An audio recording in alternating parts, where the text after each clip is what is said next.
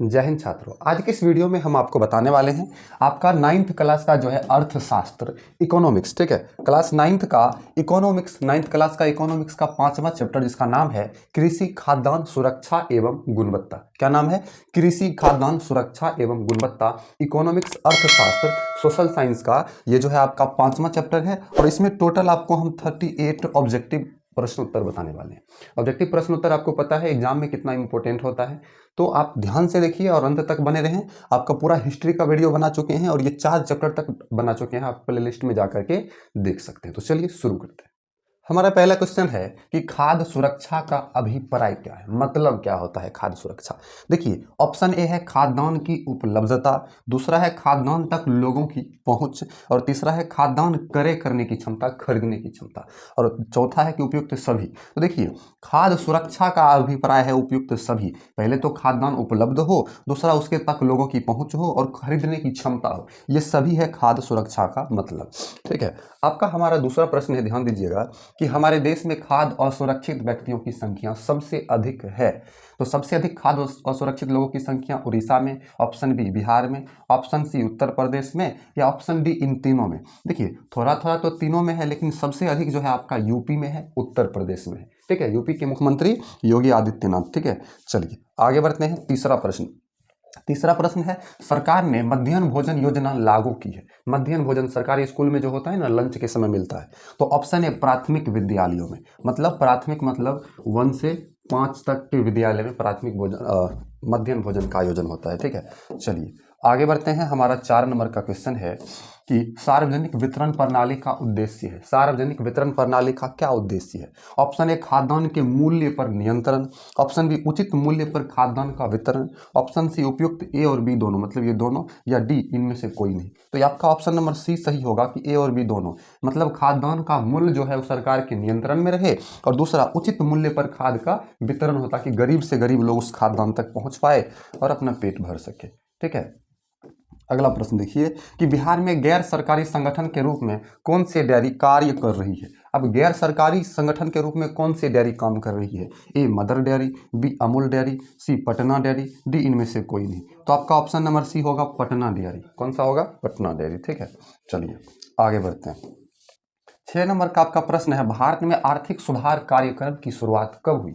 बिहार में आर्थिक सुधार कार्यक्रम की शुरुआत कब हुई? तो ऑप्शन नंबर ए आपका सही होगा 1991 में, 1991, ठीक है। चलिए 7 नंबर का आपका क्वेश्चन है कि मनुष्य के 3 मूलभूत आवश्यकताएं कौन कौन हैं? 3 मूलभूत आवश्यकताएं, ऑप्शन ए भोजन, ऑप्शन बी वस्त्र, ऑप्शन सी आवास, ऑप्शन डी इनमें से सभी। तो यहाँ पर देखिए बोला क्या गया है, 3 मूलभूत आवश्यकताएं, तो भोजन भी है, वस्त्र भी है, आवास भी है। तो आपका ऑप्शन नंबर डी होगा इनमें सभी, ठीक है। आगे बढ़ते हैं हम लोग। लाइक कर दीजिए आप लोग अगर अभी तक देख रहे हैं। ध्यान दीजिएगा, अगला प्रश्न आपका है कि राष्ट्रीय खाद्य सुरक्षा मिशन के लिए निम्न में कौन से राज्यों को चयनित किया गया? राष्ट्रीय खाद्य सुरक्षा मिशन के लिए ऑप्शन ए बिहार को, बी छत्तीसगढ़, सी हरियाणा, डी उपयुक्त में सभी। तो आपका ऑप्शन नंबर डी होगा सभी को, बिहार, छत्तीसगढ़, हरियाणा सभी को खाद्य सुरक्षा मिशन के लिए चयनित किया गया है, चुना गया है। अगला आपका 9 नंबर का क्वेश्चन है, ध्यान दीजिएगा कि भारत में हरित क्रांति किस देश से प्रभावित होकर लागू किया गया? भारत में जो हरित क्रांति लागू किया गया तो कौन से देश से प्रभावित होकर? A America, B England, C Mexico, D France. तो देखिए मैक्सिको से प्रभावित होकर, किससे? मैक्सिको से, ध्यान रखिएगा। आगे बढ़ते हैं। आपका 10 नंबर का क्वेश्चन है कि बिहार के कुल घरेलू उत्पाद का कितना प्रतिशत कृषि से प्राप्त होता है? बिहार के कुल घरेलू उत्पाद का कितना प्रतिशत कृषि से प्राप्त होता है? Option A 30%, option B 39%, option C 49%, option D 60%। तो आपका ऑप्शन बी होगा 39%, 39%, ठीक है, 39%। 11 नंबर का आपका क्वेश्चन है कि बिहार वासियों के जीवन निर्वाह का मुख्य साधन है। तो बिहार वासियों के जीवन निर्वाह का मुख्य साधन ऑप्शन ए उद्योग, ऑप्शन बी व्यापार, ऑप्शन सी कृषि, ऑप्शन डी इनमें से कोई नहीं। देखिए, तो बिहार वासियों के जीवन निर्वाह का मुख्य साधन है कृषि, खेती पर ही निर्भर रहते हैं, ठीक है। यहाँ पर व्यापार उद्योग जो है बहुत कम है। आपका अगला प्रश्न है कि राज्यों में सिंचाई की सर्वाधिक महत्वपूर्ण साधन है। सिंचाई की सबसे अधिक महत्वपूर्ण साधन क्या है? तो ऑप्शन ए होगा कुएं एवं नलकूप, कुएं से या नलकूप से। ठीक है, चलिए आगे बढ़ते हैं। 13 नंबर का आपका क्वेश्चन है कि बिहार की सबसे प्राचीन नहर व्यवस्था है। प्राचीन मतलब पुराना नहर व्यवस्था। ऑप्शन ए कोसी नहर, ऑप्शन बी गंडक नहर, ऑप्शन सी ढाका नहर, ऑप्शन डी सोन नहर। तो आपका ऑप्शन नंबर डी होगा सोन नहर। ठीक है, ऑप्शन नंबर डी सही होगा, सोन नहर। 14 नंबर प्रश्न है कि बिहार के किस क्षेत्र में बाढ़ का प्रकोप अधिक होता है? तो बिहार के किस क्षेत्र में बाढ़ का प्रकोप अधिक होता है? ऑप्शन ए उत्तर बिहार में। कहाँ होता है? उत्तर बिहार में होता है। चलिए आपका 15 नंबर का क्वेश्चन है कि किस नदी को उत्तरी बिहार का शोक कहा जाता है? तो किस नदी को? ऑप्शन ए सोन को, बी गंडक को, सी कोसी को, डी बागमती को। देखिए बिहार का जो है शोक नदी, शोक मतलब कि उस नदी में उफान आने से बिहार में शोक पसर जाता है, तो वो आपका है कोसी नदी, बाढ़ आ जाता है। ठीक है, हर बार बारिश के समय में ऐसी समस्याएं होती है। चलिए आपका 16 नंबर का क्वेश्चन है अंतर्राष्ट्रीय मुद्रा कोष का मुख्यालय कहाँ है? अंतर्राष्ट्रीय मुद्रा कोष का मुख्यालय जो है आपका ऑप्शन नंबर है वाशिंगटन में है। कहाँ पर है? वाशिंगटन में है। चलिए अगला प्रश्न आपका है 17 नंबर। बिहार में 2011 से 12 में विकास दर कितनी रही? तो विकास दर जो है 2011 से 12 में 13.13% रही। 13.13% रही। 18 नंबर का आपका प्रश्न है कि बिहार में 11वीं योजना में प्रति व्यक्ति आय मतलब 2004 से 5 स्थिर मूल्य पर कितनी है? 11वीं योजना में, 11वीं पंचवर्षीय योजना में, तो आपका ऑप्शन नंबर ये होगा 15,268 रुपये। 15,268 रुपये। चलिए आपका 19 नंबर का प्रश्न है कि बिहार में चावल का उत्पादन किन किन जिलों में होता है? चावल का उत्पादन ए कटिहार, बी मुजफ्फरपुर, सी मुंगेर, डी इनमें से सभी। देखिए थोड़ा मोड़ा सभी जिला में होता है, लेकिन मुख्य रूप से जो है आपका ये ऑप्शन नंबर डी होगा, ये तीनों कटिहार, मुजफ्फरपुर, मुंगेर, इन तीनों जगह पर होता है। ठीक है, अधिक रूप से कह सकते हैं। 20 नंबर का प्रश्न है बिहार के प्रमुख फसलें कौन है? बिहार के प्रमुख फसलें कौन है?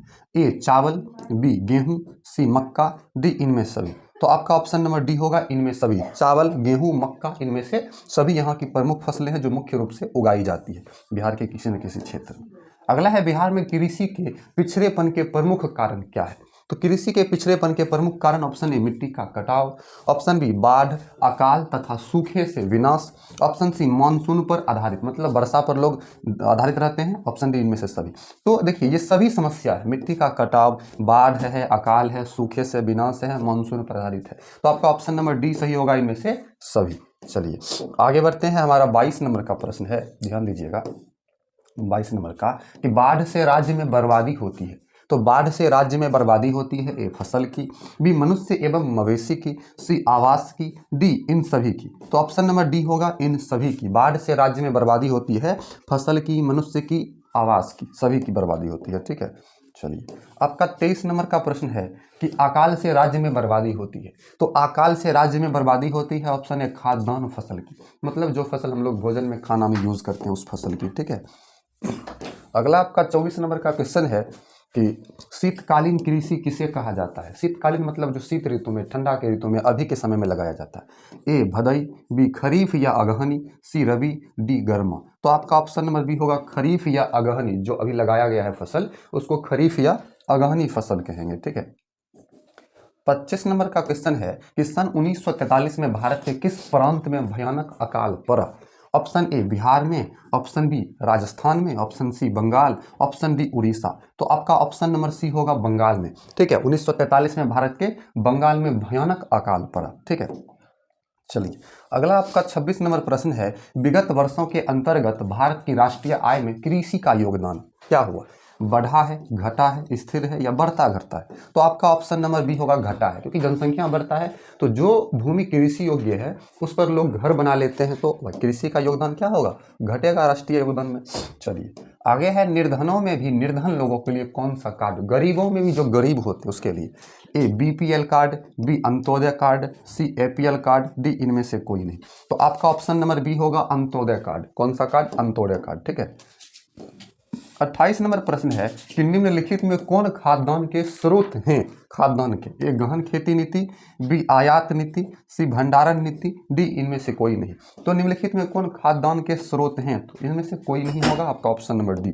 ठीक है, आपका अगला प्रश्न है गैर सरकारी संगठन के रूप में बिहार में कौन सा डेयरी प्रोजेक्ट है? तो आपको शुरू में ही बताए थे कौन सा डेयरी प्रोजेक्ट कार्य कर रहा है। तो आपका ऑप्शन नंबर ए होगा पटना डेयरी। कौन सा होगा? ऑप्शन नंबर ए पटना डेयरी।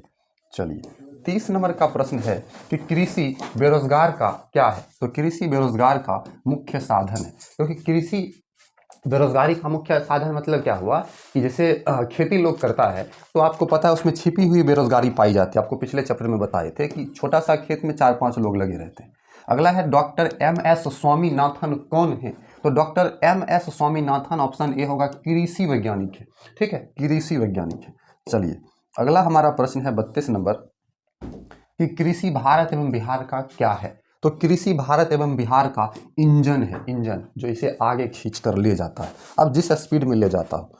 अगला आपका 33 नंबर का क्वेश्चन है कि राष्ट्रीय किसान आयोग के अध्यक्ष निम्न में कौन है? तो राष्ट्रीय किसान आयोग के अध्यक्ष आपका option B doctor MS Swaminathan है। कौन है? डॉक्टर MS स्वामीनाथन है। चलिए 34 नंबर प्रश्न है कि अंतर्राष्ट्रीय मुद्रा कोष की स्थापना किस वर्ष किया गया? अंतर्राष्ट्रीय मुद्रा कोष की स्थापना ऑप्शन ए 27 दिसंबर 1945 ईस्वी को किया गया। ठीक है 35 नंबर का क्वेश्चन है कि रबी फसलों के अंतर्गत कौन कौन से फसलें आती है? तो रबी फसलों के अंतर्गत ए गेहूं, बी जौ, सी चना, डी इनमें से सभी। तो देखिए आपका ऑप्शन नंबर डी सही होगा, ये सभी गेहूं जो चना सभी इसके अंतर्गत आते हैं। ठीक है चलिए आपका 36 नंबर का क्वेश्चन है कि भारत के प्रमुख फसलें निम्न में कौन कौन है? प्रमुख फसलें भारत का ए चावल, बी गेहूं, सी मूंगफली, डी इनमें से सभी। तो इनमें से सभी चावल, गेहूं, मूंगफली भारत की मुख्य फसलें। भारत और बिहार में थोड़ा सा अंतर ध्यान दीजिएगा, ये नहीं कि बस दोनों को एक ही समझ लेना है। अगला है 37 नंबर जय जवान जय किसान का नारा भारत के किस प्रधानमंत्री ने दिया? यह आपका बहुत बहुत ज़्यादा इंपॉर्टेंट क्वेश्चन है, पूछा जा सकता है।